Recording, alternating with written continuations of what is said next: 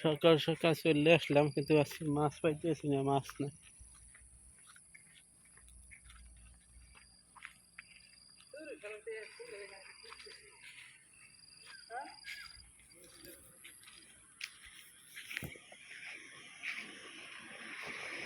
পিলাসি আমার দাদা না কয়টা রইবেন আপনি একটা কে কখন কি হ্যাঁ কোন তো বসে খেয়াল করিস নাই একা আছে না তোমার কাছে?